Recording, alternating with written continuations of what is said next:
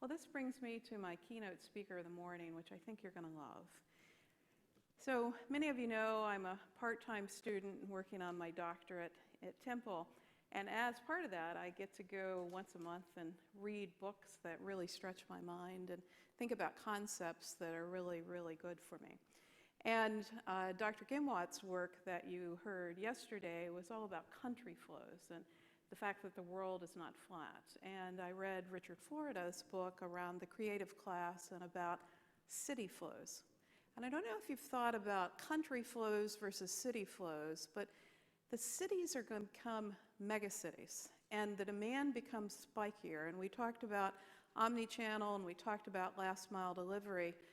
But Dr. Florida is really writing about what do those city government structures look like, and what do people and populations in these cities look like, and what does that mean in terms of opportunities to build the knowledge worker, which he calls the creative class, and how do we organize people so that we can spark the creativity? So he's done some wonderful writing. He is a professor at the Martin Prosperity Institute, University of Toronto, and I want to invite him to the stage. I think you'll have a great time, Dr. Florida.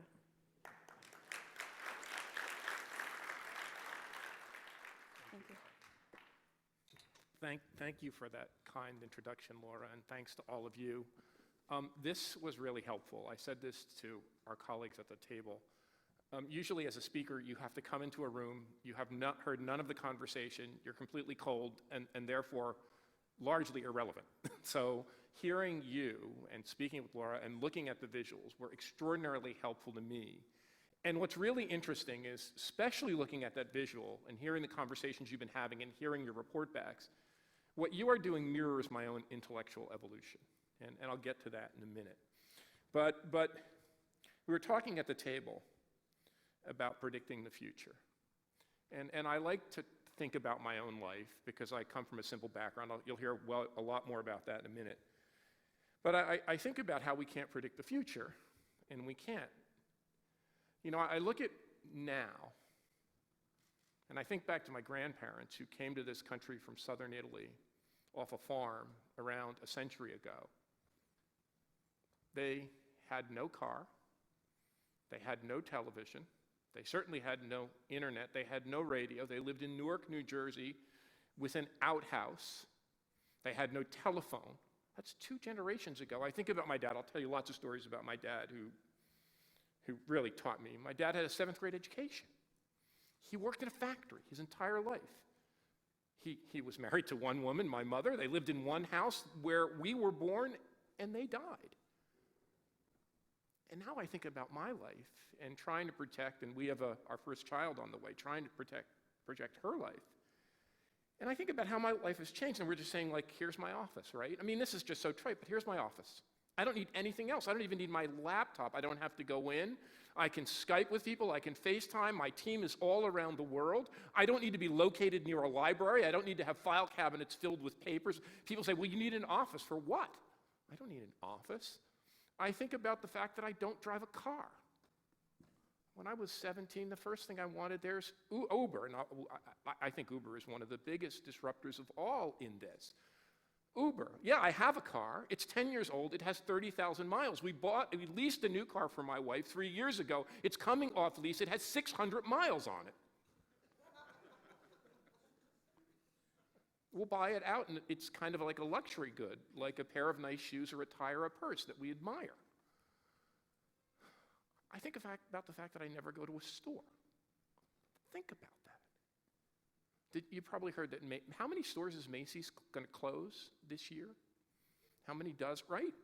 That I used to go to a store all the time. The only time I go to a store is when I want to have fun. And I like to go look at produce or buy fresh bread, and when it's walkable or bikeable. And we can go on and on. And I remember when I started as a professor in the mid-1980s at Carnegie Mellon University, and a very famous computer scientist said then, anytime, any place, anywhere, online. And I looked at him like he was from Mars. And it came true. I think about the fact that those guys at Carnegie Mellon were thinking about robotics and started a robotics institute. And I heard today that they just got $5 million from Uber. I used to watch the robotic car and the robotic tank ride around our driveway in the back of our office building. Now, Uber is located in Pittsburgh, where I taught for nearly 20 years, and put their driverless car research facility, attracted my colleagues, my former colleagues from Carnegie Mellon, and just gave $5 million for research. I want to try to tell you what I think are some of the drivers. Now, I'll tell you my story in a second. What I think are some of the drivers behind this. And I think there are a few. The first, I think, is it's not just atoms to bits. That's part of it. But you guys know you move a lot of atoms around. I think it's the replacement of physical things with knowledge. I'm going to come back to that. I think that's the big shift in this new industrial revolution, or this new kind of economy, or this new economy. And I actually think this disruption is the biggest disruption in all of world history. Over time, the substitution of things we used to do with our physical selves, we still make lots of stuff, but that we apply our knowledge to do them, from the farm to the factory. The second one, which you guys know much more about than I do, is this constant drive for efficiency throughout capitalism and throughout our economy, and this constant drive to eliminate waste, which we did pretty good in agriculture, we're doing pretty good in factories, but, and that brings me to my third point, the giant waste machine is the thing that I've come to study: cities. If you want to look where the real inefficiency is in capitalism as an organizational system, it's in our cities. We're getting better at using our cities. We're getting more dense. We're getting more compact. There's things like Airbnb and the sharing economy and Uber. We're getting better delivery, but cities are still incredibly wasteful. And then I simply want to reflect on this idea of, do we live in a world that's flat or not? And I think what I've come to conclude, and I've written about the world being spiky, is that in your world, in our world, in everything we do, in supply chains, in the economy, we confront a dilemma, a paradox, that things are both distributed and concentrated at the same time. That we're moving to a world that is at once much more distributed and much more concentrated. The ramifications of that you see in your own businesses. I want to reflect a little out on the future. I think it's that fact, combined with the shift from physical to knowledge, the kind of thing that displaced my dad. It's the shift from physical to knowledge, combined with the fact that we are both distributed globally and concentrated, that is causing massive social unease, the concerns, rising concerns over socioeconomic inequality, and is riveting it ourselves through our politics. So my story, briefly. I was born in Newark, New Jersey, the son of working class parents. I was very fortunate to get a scholarship to Rutgers College. It changed my life. It was a Garden State Scholarship. It took me out of a working class peer group. Tough guys talk like this: how you doing? Well, hey, it's nice here with the supply chains. I'll show you a supply chain sometime. We got a good supply chain. Put me in a place where I could grow and thrive. I watched our country, this country, deindustrialize. I watched the factory where my dad worked shut its doors, put thousands of people out of work. I ended up at Ohio State University as my first professorship and saw a Honda plant being built right outside of town. And I started a long project on trying to understand what then we didn't even term lean production. John Krafcek, when we were graduate students together, John Krafcek and the machine that changed the world, that was all going on. And I did a massive study of the automotive supply infrastructure. And I guess I believed that everything was going to nestle really tightly around auto plants and the supply chains were going to become highly local. I then began to look at the global auto industry, and with a fellow named Tim Sturgeon, who's brilliant, he's at MIT now, began to look at the electronics industry and other industries, and we quickly found that that wasn't the case, that there was, as you know, all sorts of supply chains, and things were becoming modular. And in electronics, the supply chain looked very different than in autos.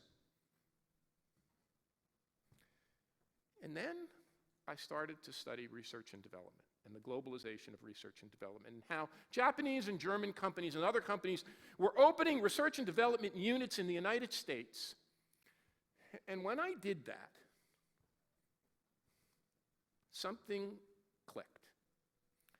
Where the manufacturing companies were trying to replicate best practice in lean production from their most advanced plants and implant them in different country contexts, when they opened up their research and development units, they were putting them in places that, in their words, they wanted to attract the best talent. And something went off in my head. I don't know what it was. Attract talent? What do you mean, attract talent? We wanted to locate our facility to attract talented, knowledgeable people, and when we did that, it had ramifications. If we put something near MIT or Stanford, it had ramifications. We could attract other researchers, better researchers to our company, upgrading our whole R&D infrastructure.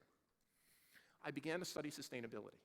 I did a project on sustainable, clean, and green supply chains and began to see this concern with the Japanese. I think it was Mutamura, I forget. It's been so long ago. This concern for environment, and it was best practice that was also lean was green. And that led me to the insight that gave me a best-selling book and the reason I'm here. I was sitting in Pittsburgh in my office at Carnegie Mellon.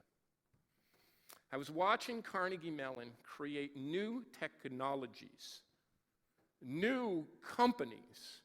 I was watching the professors that I taught with in computer science be lured away by Apple and Microsoft and other high-tech companies. I was watching the spin-off companies that were being located in Pittsburgh move away. I took a sabbatical leave at Harvard. We were doing a project on the globalization of industries, the globalization of technology. And one day I was riding into my office and I picked up a morning paper, the Boston Globe, and it announced that one of our best companies ever to spin off of Carnegie Mellon, Lycos, it was an early internet organizing company, internet search company, was moving to Pittsburgh to Boston. Now that made no sense to me. The company was a spin-off of Carnegie Mellon. The key people were from Carnegie Mellon. Its local supply chain was in Pittsburgh, certainly for talent. And the reason they were moving was because there was a ready supply of talent available in Boston that wasn't at the time, it's changed now, available in Pittsburgh. And I said to myself, I want to flip this. Instead of looking at how things are produced, I want to, and why companies locate or source things, I want to understand this supply chain for talent. And I had this crazy idea, folks, that there's two location decisions that are nested. There's a location decision that you make and that my field of economic developers or urban geographers talk about. There's a decision where companies locate, but there's this other decision about where people locate. And I looked, and no one else had ever written a thing on this. Every single source I could find was on how companies locate, how companies organize their supply chains. On this other side of the coin that we're all more concerned about, talent today, there was nothing. Well, I started to write papers, and people started to invite me to speak. I ended up writing a book. It's been over 10 years. I've actually written 4 books. I'm writing another book on this subject. And in the, I don't know, half an hour or so we have left, let me tell you, I want to tell you the big things I found out with a great group of researchers at Carnegie Mellon, at the University of Toronto, at NYU, and all over the world. We are going through the greatest disruption in all of human history. I have no doubt about this. What you are all doing, your own work, the work that you guys do in industry, in different industries, the work that mayors do and city builders do in creating urban environments, is the biggest shift of all human history. I would submit to you that what we are living through is a bigger disruption than the Industrial Revolution itself. Now, that's a pretty big disruption. The Industrial Revolution that happened several hundred years ago, beginning in Europe and then crossing the shores to this country and then migrating to other countries around the world, it is now sweeping the world. Well, it changed a lot. It drove our productivity up hundreds of times. It made us industrialized urban societies. It gave us new technologies of autos and chemicals, electronics and steel. We can go down the list, modern textiles. It gave us modern infrastructure, extended our lives. It was a very disruptive time. Think about how disruptive the Industrial Revolution was. The Luddites, the movement of people from the farms to the cities, class struggle, Karl Marx, all of the isms, fascism, socialism, communism, civil wars, two world wars. And you would say, well, how could this be more disruptive? Because from all of human history to this point, 20, 30, 40 years ago, we created wealth through the use of natural resources and physical labor. Through all of human history, when we distinguished ourselves from other species as human beings, we began to use our hands, develop rudimentary tools to farm, to hunt more effectively, to start basic little communities, mini cities, build agriculture. We were really using our physical prowess, a little bit of our minds, to harness natural resources and raw material, even with the Industrial Revolution. Now we applied more technology, we added more capital, we added more machinery, but it was still a combination of harnessing raw material, polymers, iron ore, oil, coal, raw materials of all sorts, and transforming them using lots of physical labor power. When I lived in Pittsburgh, the great metric was productivity, man-hours per ton of steel produced. Economists had a basic formula for economic growth. If you wanted to achieve economic growth, you optimize the factors of production, land, labor, and capital. But we all know that something happened pretty dramatically over the past several decades in our careers. If, in the early part of this century, in the United States and in the advanced countries of Europe, we went from being predominantly agricultural economies 100 years ago. More than half of all the workers in the United States and the other advanced countries worked on or around farms. A growing number of us were taking up jobs in manufacturing. I call this group that drives of knowledge workers, I call them the creative class: scientists, technologists, artists, musicians, designers, managers, professionals. Less than 5% of people worked in that class.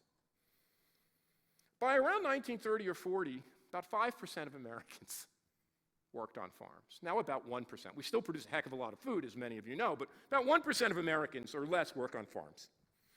More than half of us, including my dad, worked in factories. We were that blue-collar, industrial, factory worker, hard-working economy. Less than 10% of us were members of this knowledge, professional, what I call creative class. You know how many people actually touch stuff or monitor machines in factories today in the United States? What percent of our workforce? Less than 5. They'll say 20% of the workforce is blue collar. That's when you include transportation workers, which are expanding for all the reasons you know about, construction workers, maintenance workers, 5%. And that's heading down as those jobs either move offshore, but more likely, as you all said, are being automated, made more efficient. But we still produce a heck of a lot of stuff, just like we produce a heck of a lot of agriculture. What shot up is this group of knowledge workers. We've added 20 to 30 million new jobs in knowledge work over the course of the past 2 or 3 decades, beginning in about the 1980s. We're on track to add another 10 million. Overall, a third of the workforce already in the United States are members of this creative class. Now, I call them creative class for a simple reason. I like the idea of a technology worker. I like the idea of an information economy. I like the idea of a post-industrial economy. I like the idea of a knowledge worker. But I think the idea of a creative economy is better for a simple reason. It's not the knowledge we gain in schools and over the course of our career that differentiates us as a species. It's not the information or technologies we produce that make us different than other species on the earth. Great economic and social theorists thought it was our ability to use our physical labor to transform nature, to make things that made us different than animals. I actually think it's more fundamental. The thing that distinguishes human beings, and which is the real source of economic growth, is the thing you see in every one of your kids or nieces and nephews. You see it in any great inventor. I remember coming across this book in the library. Boy, when was the last time I was at a library? My library's in my pocket. Pretty amazing. It was by Robert Sternberg, a famous psychologist then at Yale. He's since moved. He said, if you meet a great inventor, a great entrepreneur, a great artist, a Picasso, a Stephen Jobs, you could go on, a Jimi Hendrix, Paul McCartney, go on and on and on. They are all essentially the same kind of person. They are a creative person. That's what is the lifeblood of this new economy. It's the ability increasingly not only to tap and harness our physical labor power, not only for people to use our backs and brawn, it's the ability to tap into the human mind as the means of production, but to harness that essential thing that makes us human on factory floors, on farms, in service businesses, in supply chains, human creativity. A third of the workforce in the Scandinavian countries that are smaller than big countries, in some of the Western European countries like the Dutch, the Germans, in Singapore and Hong Kong, already near 45% of the workforce are members of this creative class. In our big cities, where this class is clustering, upwards of 50% of the workforce in a place like Seattle or San Francisco or Boston or any other of these so-called post-industrial creative places, upwards of 50% of the workforce are members of this creative class. This is the future. Now, how did I figure this out?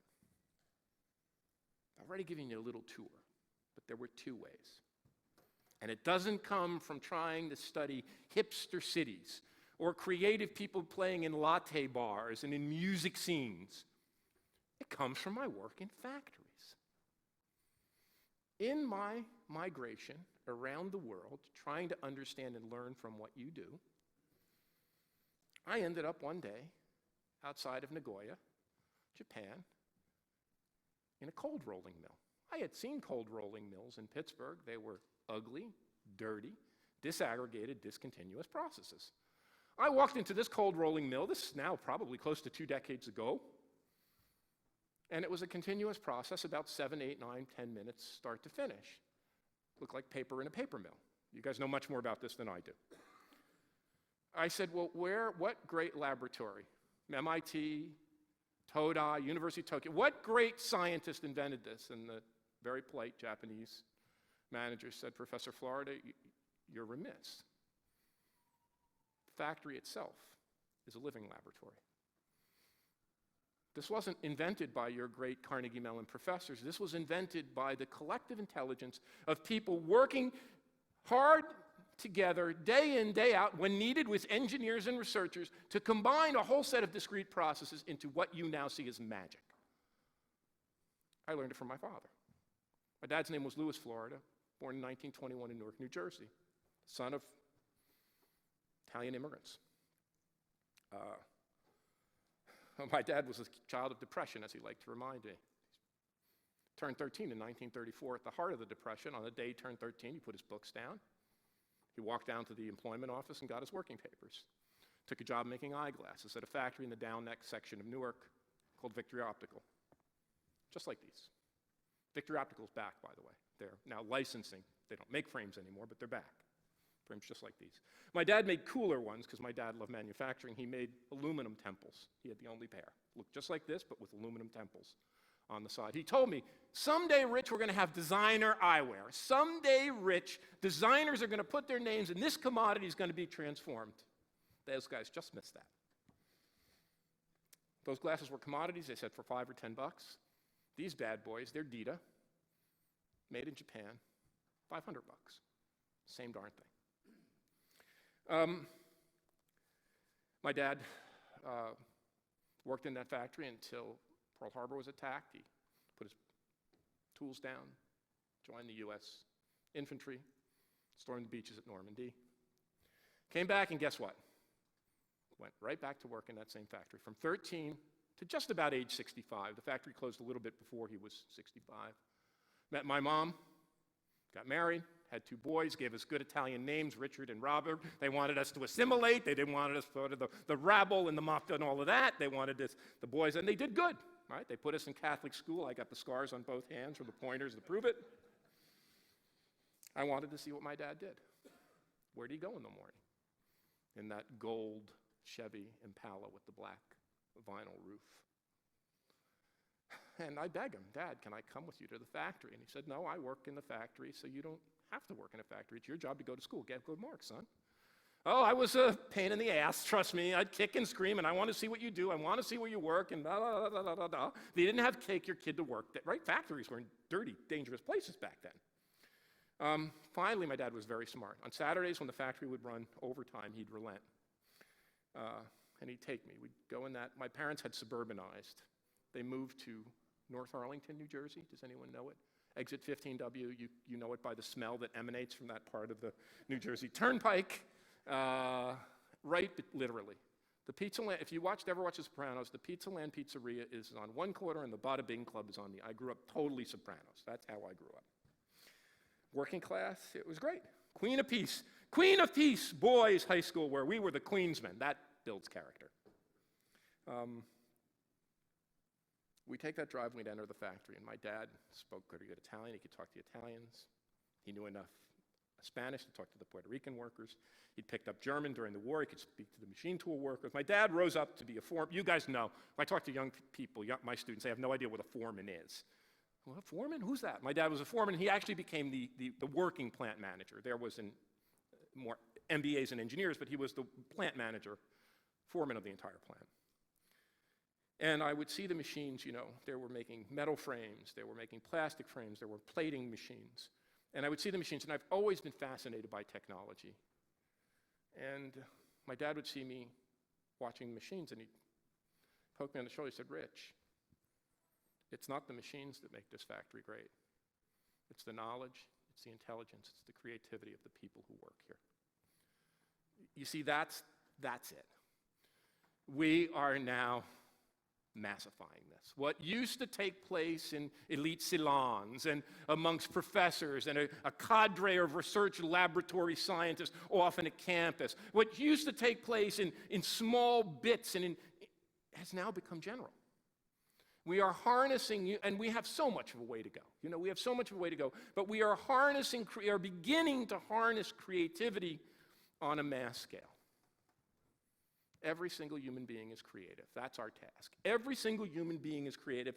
We have to stoke that furnace that lies deep within every one of us. And just as an aside, when it comes to managing, this is why diversity, I get in a lot of trouble with some of my colleagues when I talk about this. I've written a lot on diversity. I created crazy indexes. They made me infamous. They made me infamous.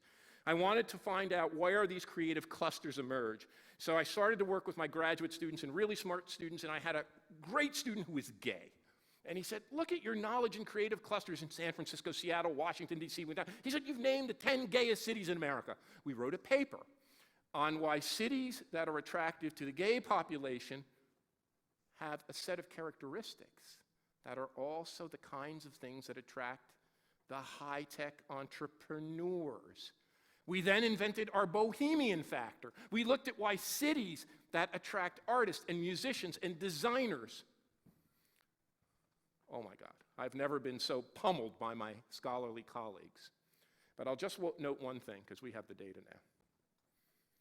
We have been tracking now at the neighborhood level where new high technology startups emanate. We are not just seeing a back-to-city movement of millennials. We're not just seeing a back-to-the-city movement of creators. We're not just seeing a great inversion, a movement back from the suburbs to the cities that my parents ran away from. We're seeing micro-clusters of high-technology enterprises emerge in the very last place anyone thought they would see them, in the worn-out industrial districts of Seattle, in the once abandoned factory and loft districts of San Francisco, which are outperforming the Silicon Valley for not for incumbent companies, for new startup companies. and in areas of New York City that were the abandoned meat packing and logistics and transportation staging areas, are the #1 centers of venture capital-backed startups. This creative economy is the fuel which is behind all of the economic and demographic shifts that we see in our lives. The demographic and composition of this room. The increased role of women in the workforce. Creativity doesn't know any difference between gender. It doesn't care about race and ethnicity. It doesn't care about your family type, whether you're gay or straight. Creativity comes across. It annihilates the social categories and boundaries.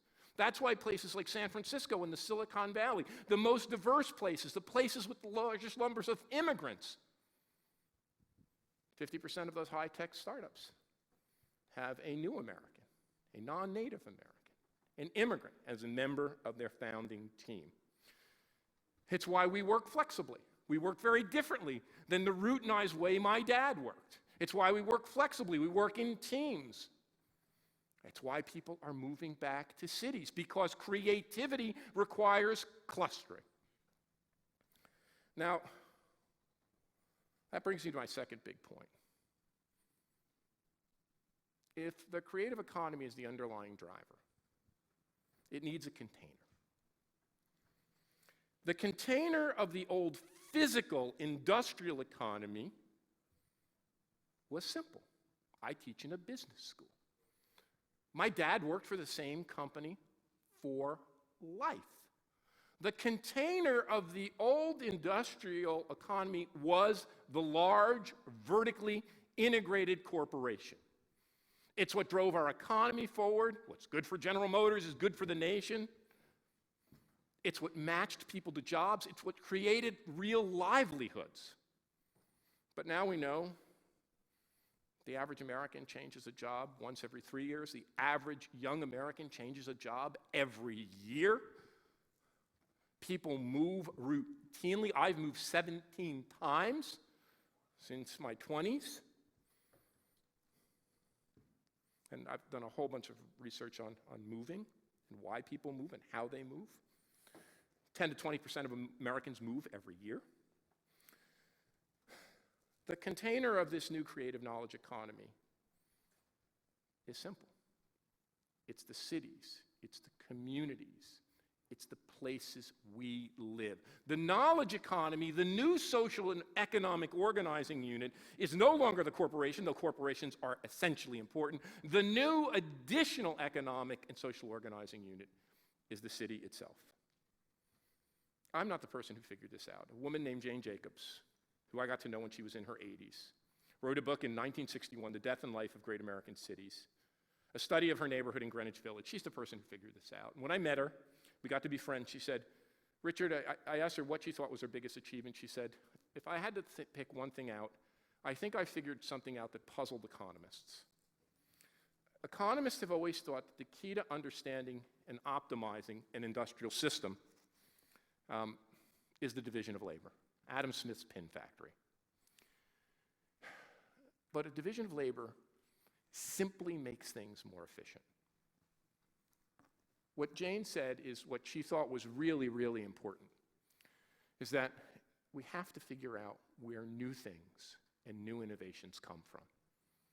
And those, she said, come not from individual companies, but come from the mixing and mingling of people in cities. It's cities, our communities, the places we live that bring together dense clusters of people that are the spur of innovation. And so taking that insight, I began to look at these prognostications about globalization. We are all going to live in a distributed world.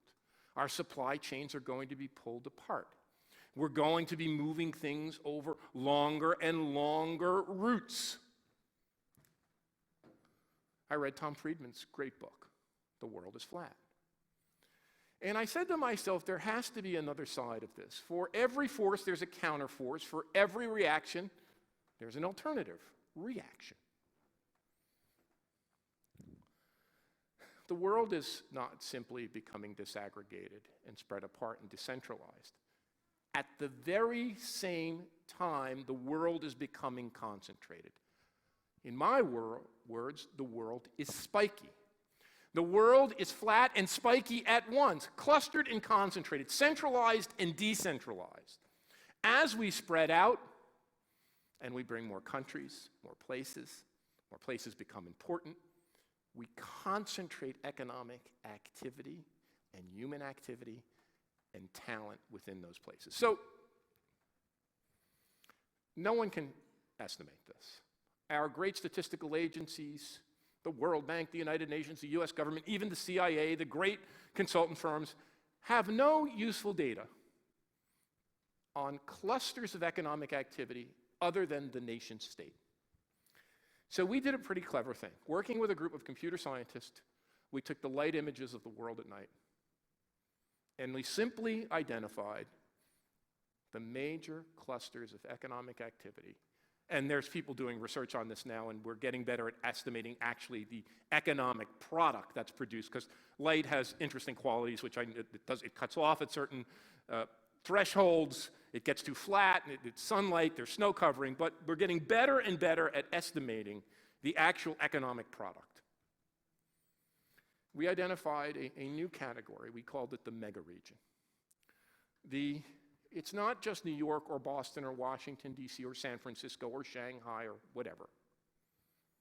And it's not the BRICS. It's not the BRICS that are the new competitors, Brazil, Russia, India, and China. It's aggregated units of cities. The Boston, New York, Washington corridor. The San Francisco Bay Area, southern Los Angeles, the area where I spent some time, the Tor-Buffchester area in the north, Chicago to Pittsburgh, Antwerp and Brussels, Barcelona to Lyon. It's not China that's the competitor, it's the axis from Shanghai to Beijing. It's not India, it's the node from Bangalore, Mumbai. It's not Brazil, it's Rio Palo, and I could go on. We identified 40 mega regions that are the true economic units that structure the world economy. They house less than 18% of the world's people. They produce more than 2/3 of all economic output and more than 95% of all technological innovations. It's not often that I get a call from the Joint Chiefs of Staff, but on this one I did. Because what they believe is this is the new axis not only of understanding economic power, but of political power and political dysfunction. The world is spiky, and that's the most important thing. And when we talk about these new clusters of customers, especially on the demand side, those customers are clustering, in the words of one of my best, and I've had so many good students from around the world, one of my best Chinese students, he said to me, "No, Professor Florida, you don't understand. In Shanghai, I probably live better, or my peers live better, more of a middle-class life than you do. Outside of Shanghai, people live in," his words, at that time, it's better now, pre-civilized conditions. These are the divides. When Tom Friedman looks at the world and he says the world is flat, he's looking from peak to peak to peak to peak to peak. And the world is flat, except that from peak to valley is no longer from first world to third world, it's within your world. And that's what we're beginning to see even in this country. My new book, I'm not going to talk much about it, it's called The New Urban Crisis. They're rushing it to press. My editor and publisher read it. It's about the threat to our own cities and cities around the globe as they erupt. As this movement to density, as this movement of talent clustering, as the global super rich converge on London and New York and Miami and Paris, and we can go on, pricing out people like my dad. In Toronto, my MBA students can't imagine how they can afford to live in a neighborhood close to the city. They're not working class people. My MBA students can't figure this out. How many of us in this room could afford to live in Manhattan or in London or in Paris?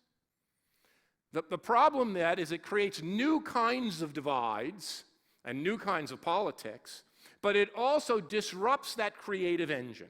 It disrupts that creative engine that requires density. We threaten to eat our own seed corn. Looking out to the world in 2020, the world in 2025,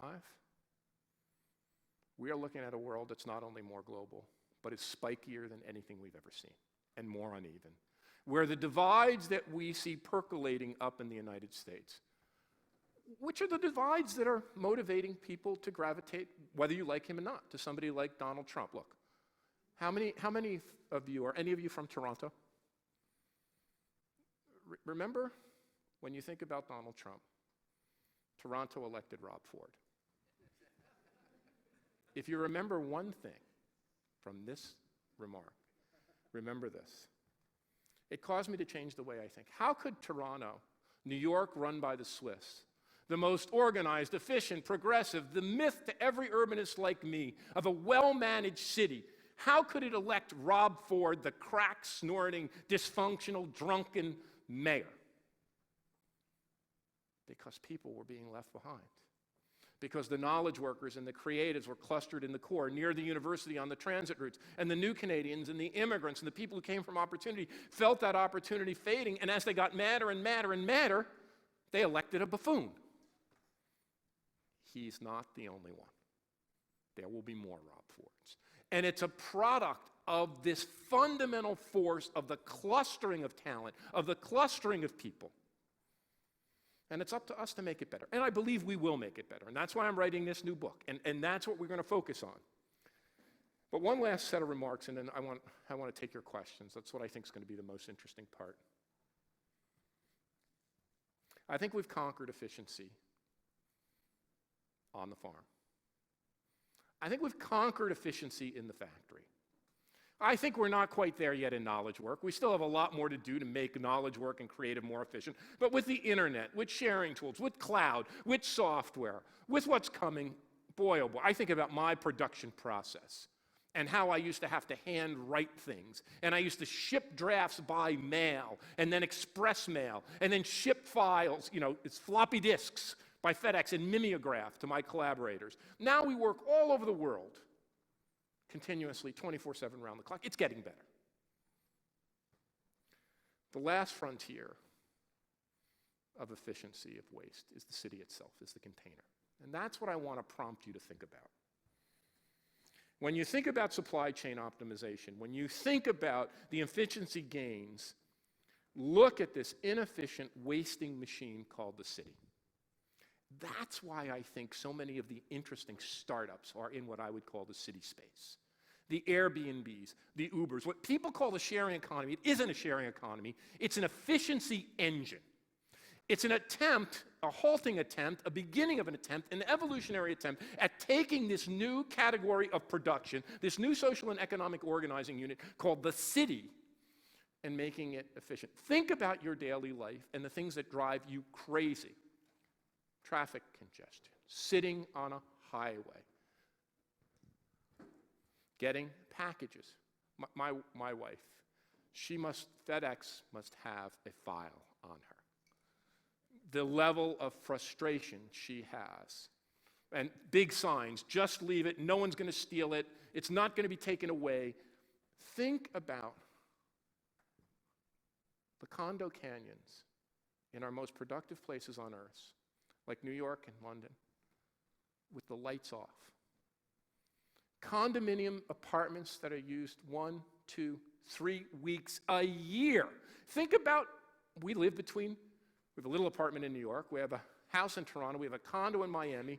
The waste of space. Think about those cars sitting idly by, unused. This, my friends, is the big arena for innovation in supply chain, in distribution. This is where the next phase of capitalistic competition will be taken on. And you just need to note the effectiveness of companies like Amazon or Uber or Airbnb and their competitors to understand this. Anyway, thanks so very much for listening to me, and I look forward to your questions. Thank you, guys. So we got a little over-energized on our discussion on 2025 and took up a little bit more time. So let's just spend a couple minutes in dialogue. If you had to give the folks in the room one piece of advice, what would it be? I think it's look at the city, not the urban center, the city, the suburb, the mega region in a new way. Think of that the way you thought of a factory. Think of that as something that can be made more efficient and more effective in how you, and you do. I mean, we just had that conversation at the table. But pose that as a unit of analysis. And the other thing, which is my passion point, which we were talking about, boy, you guys have this great organization, and there's so many other organizations like this that you trade and express best practices and learn. Now think about the people who run our cities who have zero knowledge. I teach one of the only courses in a business school about this, the intersection of place and competitiveness. Mayors, economic development officials have zero background. So the other part I would say is it's your responsibility to help us in that educational mission, to take on, in order for you to be, that's what I teach my students, in order for them to be more effective, I have a word for it. I call it not competitive advantage, I call it jurisdictional advantage. That making your jurisdiction, the place you live, more competitive adds to your company's ability to attract talent, to be more effective. And that's why I think taking leadership in debates over Uber or whatever, delivery systems is very important, because I think those are the kind of things that can retard a city's performance. So I think focus on the city, think of it in a new way as part of your core business. Okay, great. Well, we've run over a little bit this morning. I want to thank Tools Group for their break that we're going to have. We're going to shorten break to about 15 minutes, and Regina will help you with what we need to do in logistics. Thank you very much. Let's give Richard a hand. Join the creative crowd. Thank you, guys.